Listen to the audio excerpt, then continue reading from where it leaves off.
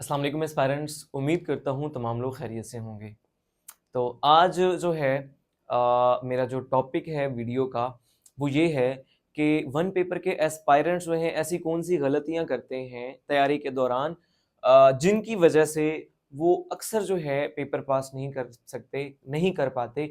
हालाँकि वो लोग बहुत ज़्यादा एफ़र्ट कर रहे होते हैं, अच्छी खासी मेहनत कर रहे होते हैं, लेकिन फिर भी जो है रिकमेंडेशन उनको नहीं मिल रही होती। तो एक तो मैंने वीडियो आपको बना के दी थी पीपीएससी और एफपीएससी की जो स्ट्रेटजीज हैं कि किन बातों पे आपने अमल करना है जब आपने पेपर देना है। अब जो है ना मैं आपको वो बातें बता रहा हूं कि पेपर देने से पहले वाली जो बातें हैं, जो तैयारी का आपका प्रोसेस है उसके दौरान आपने क्या कुछ करना है और क्या कुछ नहीं करना। तो सबसे पहला पॉइंट जो है ना मेरा, जो सबसे पहला पॉइंट है वो मैं आप लोगों को बोलूंगा जी, आपने करना है जी सेव टाइम। ठीक है जी। पहला पॉइंट मेरा क्या है जी, आपने अपना वक्त बचाना है ज्यादा से ज्यादा जितना हो सके। फॉर एग्जाम्पल, आप में से कोई स्टूडेंट है जिसने 23 साल की उम्र में अपना मास्टर्स कर लिया है। तो अब मेरा जो है ना सेव टाइम से मुराद ये है कि वो कोशिश ये करे कि 23 साल में अगर मास्टर उसने कर लिया है तो 1 साल के अंदर, 1.5 साल के अंदर ही वो तमाम चीजों को अच्छे तरीके से कवर करे और एक अच्छी जॉब लेकर सिक्योर हो जाए। ठीक है। अब देखें, मैंने साल या 1.5 साल का वक्त क्यों बोला है, उसकी रीजन ये है। अब अगर किसी को लगता है ना कि 2 महीने में जॉब मिल जाती है, 3 महीने, तो मैं ऐसा नहीं होता भाईजान। होता यह है कि जब भी कोई जॉब्स अनाउंस होती हैं उसके बाद उसका टेस्ट होता है, और बाज औकात तो टेस्ट की जो डेट होती है वो बहुत लेट हो जाती है। जैसा कि आप ये देखें कि एक पेपर था जी आपका असिस्टेंट किसका, डिजास्टर मैनेजमेंट का। ठीक है। तो ये जॉब्स आई तकरीबन नवंबर 2024 के अंदर, लेकिन पेपर इसका जाके हुआ अप्रैल के मई के अंदर 2025 के अंदर। तो तकरीबन 6 से 7 महीने तक तो पेपर ही नहीं हुआ। तो ये मैंने एक एग्जांपल दी है आपको। इसी तरह मैंने एक सीट पे अप्लाई किया था, असिस्टेंट रावलपिंडी बोर्ड की सीट थी, चूंकि रेगुलर थी इसलिए मैंने अप्लाई किया था। तो उस पर मैंने 2023 में अप्लाई किया नवंबर में, और उसका फिर टेस्ट हुआ इनिशियल, उसका रिजल्ट आया, फिर उसका प्रोफिशिएंसी टेस्ट हुआ, और अब जाके उसका इंटरव्यू हुआ है जून 2025 में। 2023 वाली सीट का अभी तक उसका फाइनल रिजल्ट अनाउंस नहीं हुआ है। तो कहने का मतलब ये, अगर आपको लगता है कि 2-3 महीने में जॉब मिल जाती है तो वो नहीं, हाँ, एक से 1.5 साल के अंदर आप जॉब ले सकते हैं। और किस तरह अपना टाइम बचा के, अपना टाइम किस तरह बचाना है आपने, वो आपकी प्रिपरेशन की स्ट्रेटेजी है जो आपने खुद तय करनी है।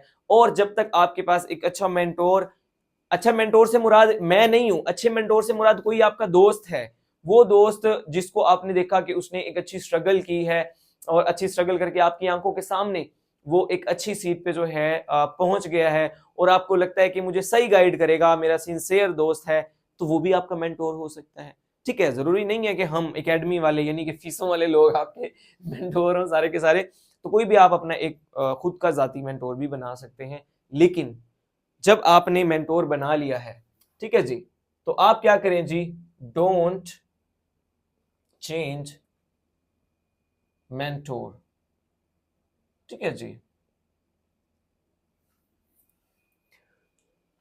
देखें, बार बार जो है ना, अगर आप अपना मेंटोर चेंज करेंगे तो आप कंफ्यूज रहेंगे, क्योंकि जिस तरह मैं पहले भी बता रहा होता हूं आपको कि हर मेंटोर की कुछ स्ट्रेटजीज ऐसी होती हैं जो डिफरेंट होती हैं, पढ़ाने का अंदाज किसी का डिफरेंट हो सकता है। ठीक है जी।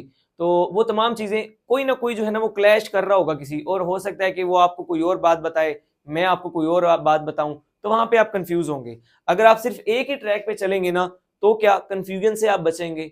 अब फॉर एग्जाम्पल काफी एमसीक्यूज ना इस तरह के होते हैं पास पेपर्स के अंदर, जिसका डिफरेंट मेंटोर डिफरेंट आंसर बता रहे होते हैं।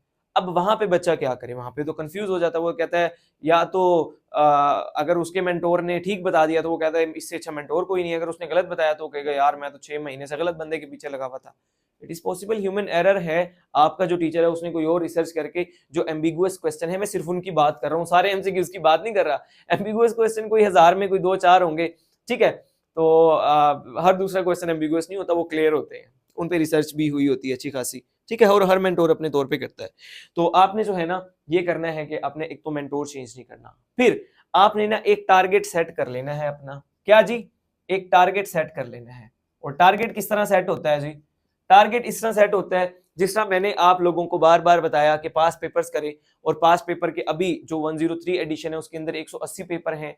टारगेट सेट करने से मुराद ये है कि आप देखें जी, मैंने तैयारी करनी है जी, कितने 3 महीने के अंदर करनी है। अगर किसी को जल्दबाजी है, वैसे 3 महीने के अंदर अच्छी तैयारी नहीं हो सकती। किस बंदे की जिसने और कोई काम भी करना है, अगर कोई वेला है ना, सुबह से लेकर रात तक वेला है, वो तो 3 महीने में कर लेगा और बहुत अच्छी तैयारी कर सकता है वो, ठीक है, बशर्ते ये कि टिकटॉक और ये रील्स वगैरह वो ना देखे। तो टारगेट किस तरह है, सपोज आपने कहा जी मैंने अपने पास पेपर जो है ना वो 3 महीने के अंदर क्या करने हैं जी, वो मैंने कवर करने हैं, और टोटल पास पेपर्स आपके पास अभी तक जो है वो कितने हैं जी, वो 180 हैं। 3 महीने को आप डिवाइड कर लेंगे, कितने 90 दिन बनते हैं, तो 90 के ऊपर आप कर लेंगे इसको डिवाइड, 0 से 9 1 9 9 2, तो भाईजान एक दिन के आपके 2 पेपर बनते हैं। तो एक दिन में 2 पेपर आप अच्छे से करेंगे, 3 महीने के अंदर जाके आपके 180 पेपर हो जाएंगे। और थोड़ा सा अगर डोज बढ़ानी है तो इसको कर दें 3, ठीक है। जब आप इसको 3 करेंगे ना, तो ये होगा कि आपके आगे वाले कुछ दिन बच जाएंगे, उसके अंदर आप इनको रिवाइज कर लें, इनको रिपीट कर लें दोबारा दोबारा से, ठीक है। टारगेट आपने बनाया 3 महीने के अंदर करना है, और उस पे आपने चीजों को डिवाइड किया। और एक इंपॉर्टेंट बात यह है कि जब आपने टारगेट बना लिया है, तो चाहे आंधी है, तूफान है, किसी की शादी है या गमी है, खुशी है, कुछ भी है, आपने अपना टारगेट पूरा करना है। आपने चाहे आउट ऑफ सिटी जाना है या विद इन सिटी रहना है, कुछ भी वट एवर, अपना टारगेट नहीं छोड़ना। अगर एक दिन का आपने टारगेट मिस किया ना, तो दूसरे दिन तो आप उसको कवर कर सकते हैं। जब 2 दिन का इकट्ठा हो जाएगा ना, फिर वहां पे आके बंदा कहता है यार बस अब कुछ और करते हैं, छोड़ो कुछ दिन बाद और कर लूंगा। तो क्या हो जाएगा जी, आप अपने टारगेट से हट जाएंगे, और आप क्या चीज आपकी मुतासिर हो जाएगी जी, आपकी कंसिस्टेंसी, ठीक है जी। कंसिस्टेंसी जो है ना वो आपकी क्या हो जाएगी जी, वो डिस्टर्ब हो जाएगी, ठीक है। मैंने बहुत सारे स्टूडेंट्स ऐसे देखे हैं जो कि कंसिस्टेंट रहे और उन्होंने रिकमेंडेशन ले ही ली आखिरकार, ठीक है।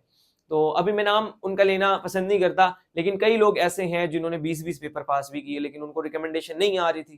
पेपर पास करने के बाद की बात कर रहा हूं अभी मैं, या कोई छोटी मोटी जूनियर क्लर्क की उनको, लेकिन कंसिस्टेंसी से उन्होंने अच्छी जॉब्स भी सिक्योर कर ली हैं। तो जब आप इससे हटते हैं, होता क्या है, समटाइम्स ऐसे होता है कि पेपर जो है ना वो आपकी तवक्कुआत के खिलाफ आ जाता है। मेरे पास एक स्टूडेंट है मियां चन्नू से, और बहुत ज़हीन स्टूडेंट है, और अपने डिस्ट्रिक्ट की तहसील की टॉपर भी रही हैं। तो अब जो है ना, वो उसने पेपर दिया, ये जो असिस्टेंट का हुआ है लास्ट टाइम, मुश्किल पेपर था, और मुश्किल पेपर तो अनएक्सपेक्टेड होता है सबके लिए। तो मुश्किल पेपर था, तो उसके 60 मार्क्स आए 100 में से, और उसने तैयारी, मेरा सेशन भी लिया हुआ था और अपने तौर पे भी की।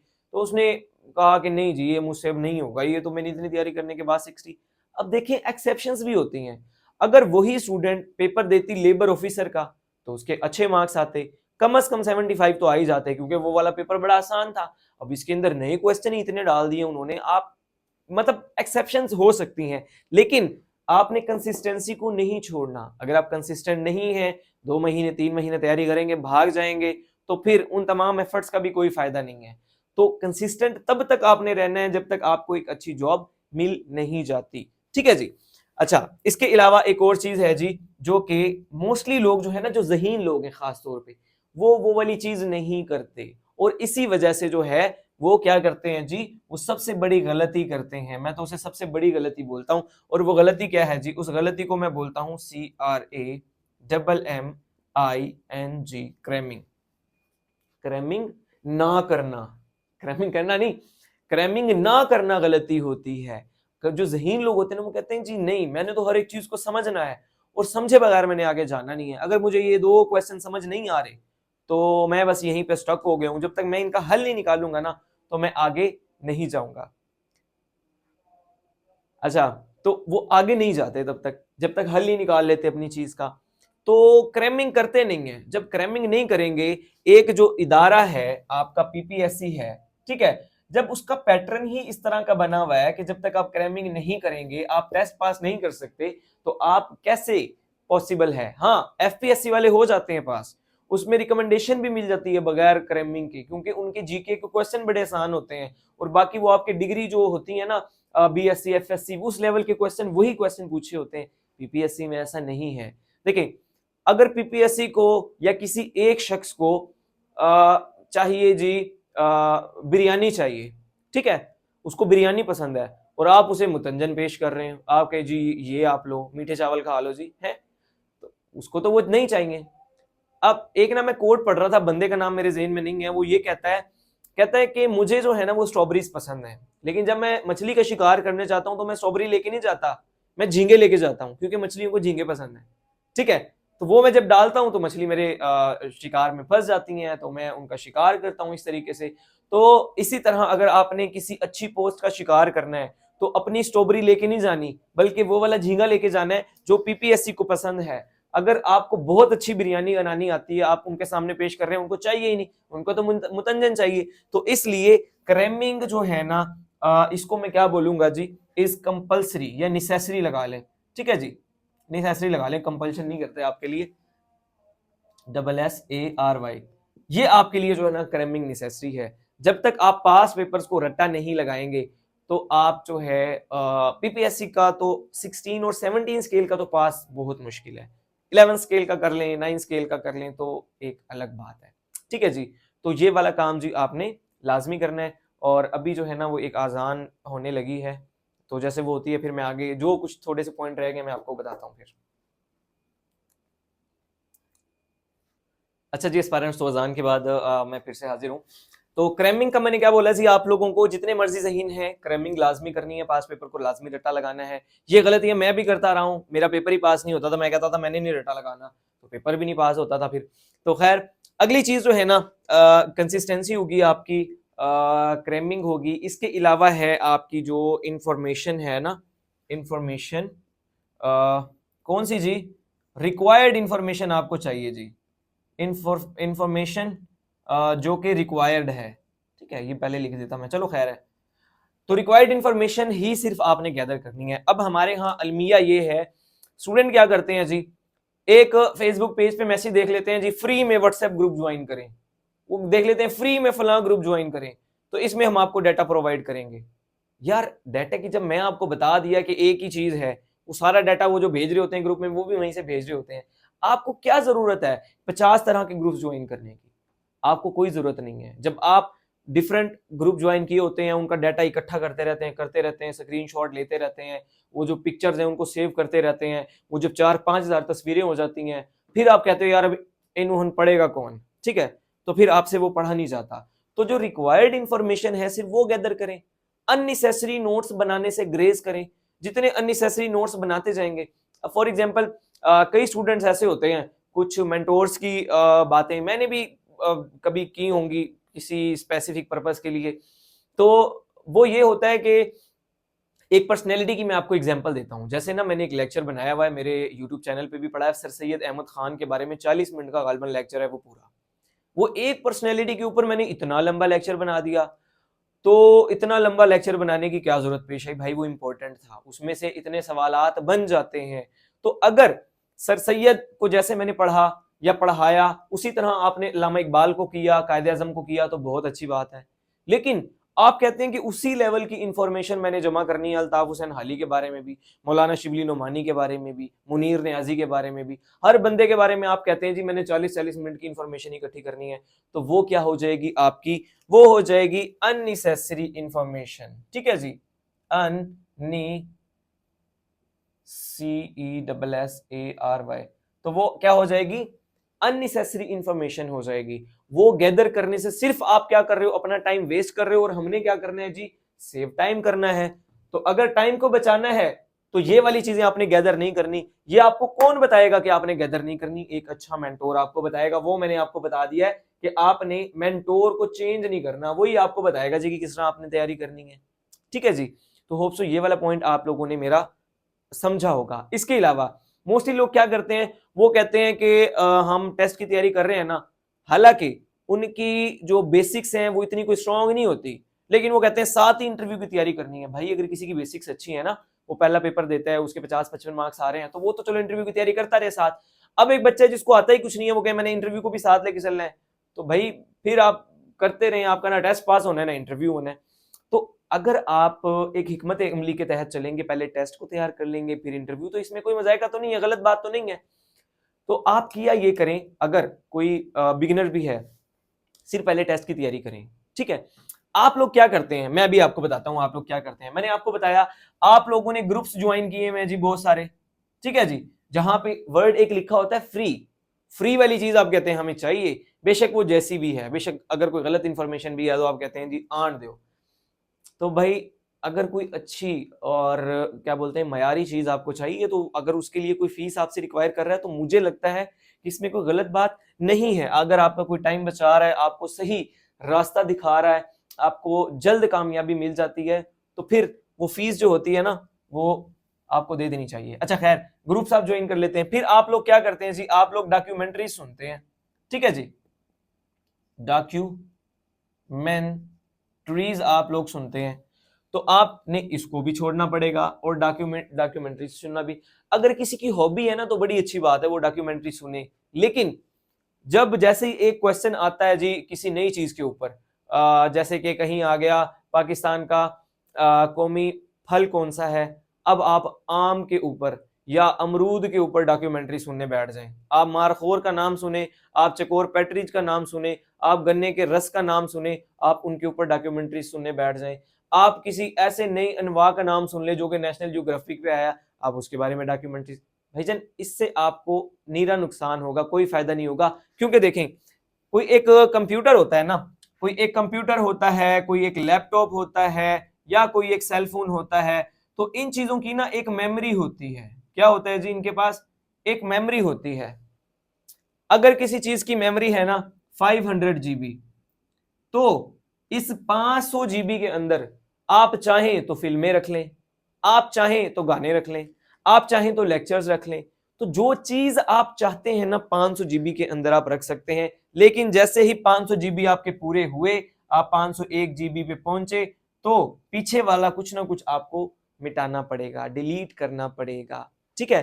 तो उस अच्छा, मैं ये नहीं कह रहा कि अब इंसान की कोई इस तरह की स्पेसिफिक मेमोरी है, मेरा सिर्फ आपको समझाने का पर्पस ये है कि अगर एक चीज के अंदर पहले ही आपने उसको भरा हुआ है, किसी चीज से, आप डॉक्यूमेंट्री से आपने उसको भरा हुआ है, तो आप पीपीएससी की अच्छी तैयारी नहीं कर सकते, ठीक है। आपके पास उतनी स्पेस होनी चाहिए आपके माइंड में चीजों को जज्ब करने की, उनको मेमोराइज करने की, जो कि आपकी मेमोरी के रिलेटेड हो, उसके अंदर ही आती हो।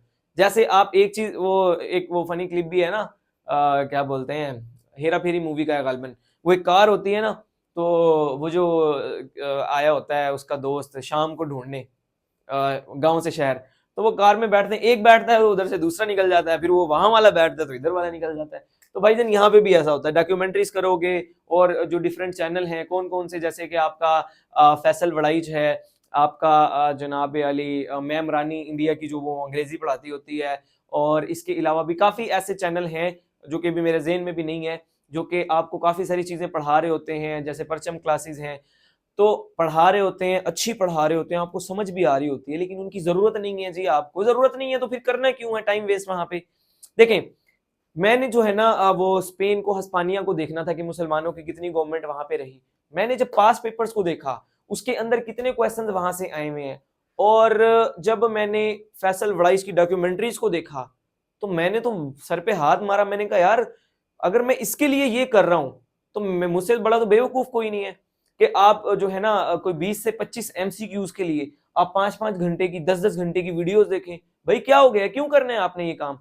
तो इसलिए जो स्पेसिफिक एक अच्छा मेंटोर आपको जो रास्ता बता रहा है उस पर कंसिस्टेंसी के साथ आपने चलना है, अननेसेसरी चीजों को छोड़ देना है, अननेसेसरी ग्रुप्स को छोड़ देना है, अननेसेसरी डॉक्यूमेंट्रीज, अननेसेसरी जो आपके यूट्यूब चैनल जो आपने ज्वाइन किए में उनको आपको करने की जरूरत नहीं है। अब देखें, परचम क्लासेस का ना वो बहुत अच्छा पढ़ाया हुआ है, वो जो मैम क्या है, रिचा है, क्या नाम है उसका, उसने अच्छा पढ़ाया हुआ है, मैंने भी उसके लेक्चर्स देखे हुए हैं, मैंने मोस्टली लोगों के लेक्चर्स देखे हुए हैं। अगर कोई मुझसे कहे कि आपने भी तो देखे हुए हैं, तो भाई मेरा काम पढ़ाना है यहाँ पे, ठीक है। मैं अगर उसको देख रहा हूं तो मैं और सेंस से देख रहा हूं, लेकिन आपने ये देखा होगा कि मैंने उनको कॉपी नहीं किया हुआ।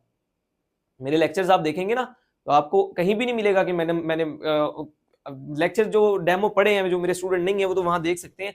मैंने लेक्चर्स के अंदर जो चीजें बताई हैं वो सारी की सारी पीपीएससी की आपको बताई हैं, सारे क्वेश्चंस पीपीएससी के बताए हैं, उससे बाहर नहीं है। लेकिन उन लोगों को तो नहीं ना पता पीपीएससी में कौन से क्वेश्चंस आते हैं, कौन से नहीं आते, कौन से इंपॉर्टेंट है, कौन से अनइंपॉर्टेंट है।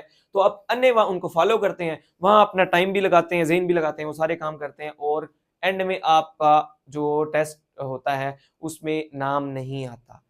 सिर्फ स्पेसिफिक तैयारी करें और आपका नाम उसमें आ भी जाएगा। रिकमेंडेशन भी मेरा एक स्टूडेंट है, वो मेरे फर्स्ट बैच के अंदर था, जो मैंने अक्टूबर में स्टार्ट किया था, और पैरा के अंदर उसने जो है ना वो 3rd पोजीशन पे था ईओ की BS14 पे, ठीक है। इमरान हैदर साहब हैं वियाड़ी से। तो थोड़े से टाइम में उसने प्रिपरेशन की और एक अच्छी, और इसी तरह एक स्टूडेंट है मेरे पिंडी से, तो 3rd सेशन उन्होंने मेरा ज्वाइन किया था, और कल उनका मैसेज आया हुआ था कि सर बहुत बहुत शुक्रिया, ये मैंने BOR का टेस्ट पास कर लिया है, 13 नंबर पे मेरा नाम है, सुहेब साहब आप देख लें, और मैं जनाब यहाँ पे रिकमेंड हो गया तो मुल्तान आपके लिए मिठाई लेके आऊँगा, वगैरह वगैरह। तो स्पेसिफिक एक जो चीज़ है उसको टारगेट करो, और वहाँ पे आपको कामयाबी भी मिलती है। तो अब आपको समझ आ गई होगी कि कौन कौन सी गलतियां आप लोग करते हैं। भाईजान ये छोटी गलतियां नहीं है जो आप कर रहे हो, ये बहुत बड़ी गलतियां हैं, तो इनको आपने नहीं करना। अच्छा, इसके अलावा जो है ना एक चीज और है, वो ये है कि आपने घबराना भी नहीं है। इमरान खान का जो डायलॉग है ना वो क्या है जी, डोंट अफ्रेड।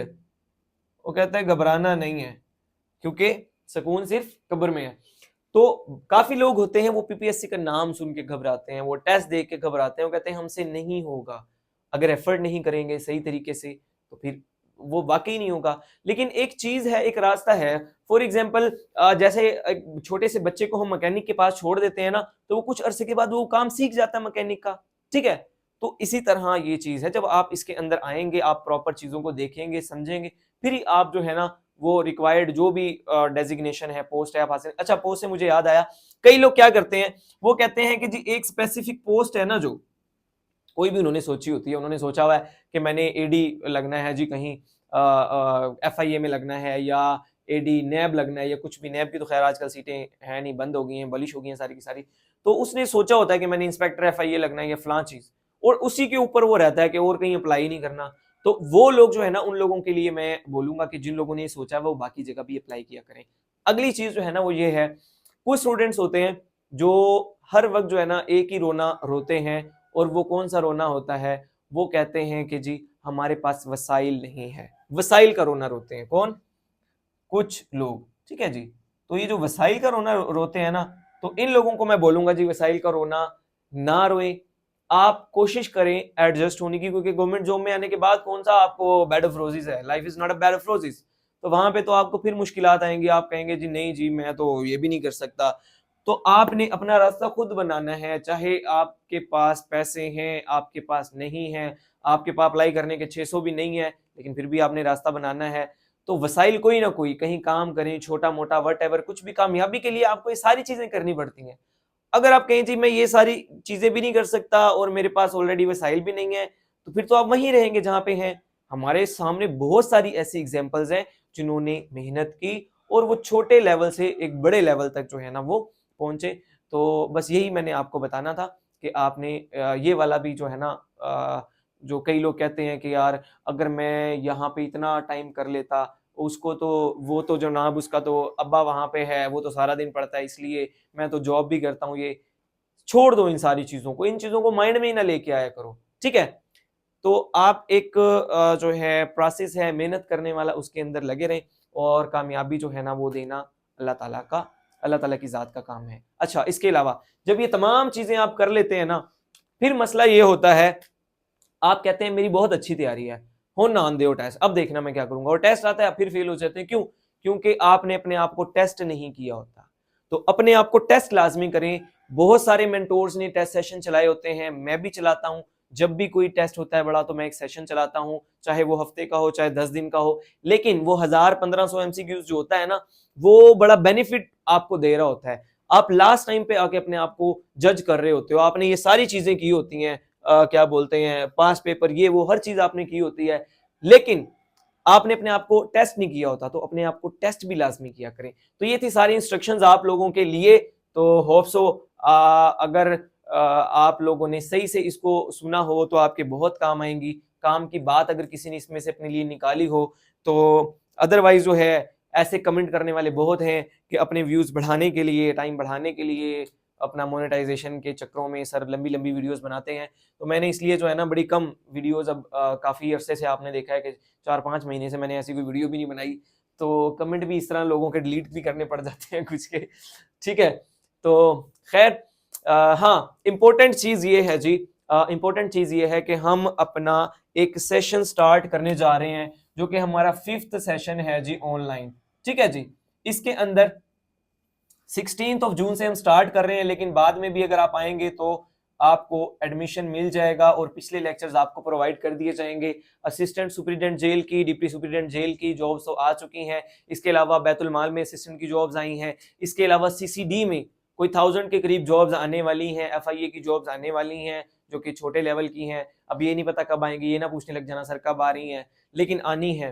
खासतौर पर सीसीडी की जो है थाउजेंड्स ऑफ जॉब्स हैं। तो ये तमाम जॉब्स आने वाली हैं और जो ऑलरेडी आ चुकी हैं। तो इन तमाम चीज़ों के लिए सेशन आपके लिए बहुत हेल्पफुल रहेगा और हमने तमाम चीज़ों को मद्देनजर रख के, टाइम को और हर चीज़ को रख के फिर ही उसको जो है ना वो प्लान किया होता है। तो इंशाल्लाह आपके लिए बहुत हेल्पफुल साबित रहेगा। अगर आपने खुद ज्वाइन नहीं कर रहा, कोई और ज्वाइन कर रहा है, डेमो लेक्चर सुने और अगर अच्छे लगते हैं, आपने पहले भी किसी मेंटोर्स के लेक्चर सुने हुए हैं, उनसे आपको बेहतर लगते हैं, तो लाजमी अपने साथियों को बताया करें, ठीक है। क्योंकि बाज़ औक़ात ऐसे होता है कि अगर एक जगह कोई अच्छी चीज़ आपको मिल रही होती है लेकिन वो लोगों को पता नहीं होता, तो वो किसी दूसरी चीज़ की तरफ चले जाते हैं। तो इसलिए मैं कहता हूँ कि अपने दोस्तों को भी बताया करें, साथ वालों को, कि अगर आपको अच्छा लगे कि वो सर ज़्यादा अच्छा पढ़ाते हैं। और एक और चीज़ मज़ीद, मुझसे स्टूडेंट्स पूछते रहते हैं कि सर आप क्या करते हैं, रिकमेंडेशन ये वो। लास्ट मैंने आपको बताया पुलिस वाली, वो वफाकी मुहतसिब वाली रिकमेंडेशन मैंने आपको बताई थी, लेकिन ज्वाइन अभी दोनों जगह नहीं है मेरा।